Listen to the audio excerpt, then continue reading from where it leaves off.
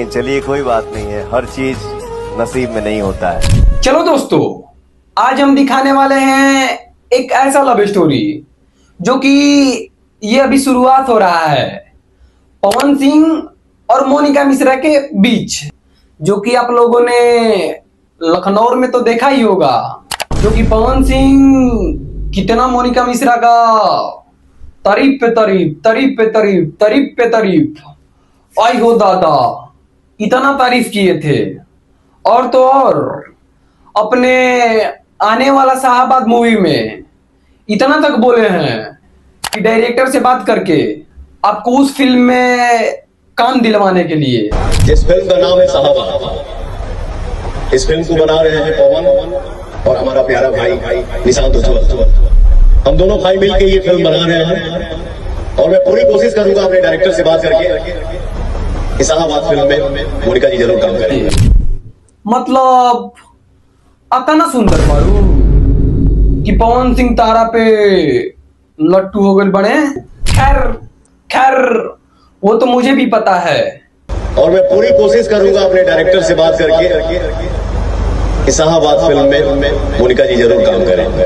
अच्छा, हमारा दिव्य दृष्टि से फ्यूचर लौकता कि राव स्वागत बा भोजपुरी इंडस्ट्री में हीरोइन के रूप में। अगला फिल्म में तो रौरा काम मिलिए जाता। पता है दोस्तों, लखनऊ में इनका स्वागत नहीं हुआ तो पवन सिंह अपने छोटे भाई के शादी में भी इनवाइट कर दिए। और पवन सिंह और मोनिका मिश्रा के बीच जो लोग ये सोशल मीडिया पे लव स्टोरी फैला रहे थे, उनके लिए पवन सिंह क्या प्यारा बोले। वे सुंदरता के दीवाने, लेना न देना भर नहीं पसेना हुए हाल बहिल कुछ न, बदनामी का पार को लेके घूमा ना। हमरा जहां तक पता बा होके से तो कुछ बाकी ना होई, लेकिन का दिक्कत बा एक बार और हो जाए तो। हाँ अच्छा, खैर चलो दोस्तों, अब हम बात करने वाले हैं खेसारी लाल के अहिरान गाना के बारे में,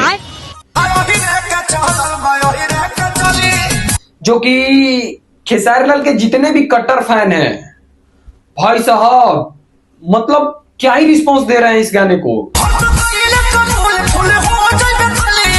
हमरा तो लागता पहले ही सब ठान ले बा कि बबुआन गाना के तो पीछे कहिए देवे के बा। खैर आप लोग बताइए दोस्तों, अहिरान गाना या बबुआन गाना, इन दोनों में से आप लोगों को कौन सा अच्छा लगता है?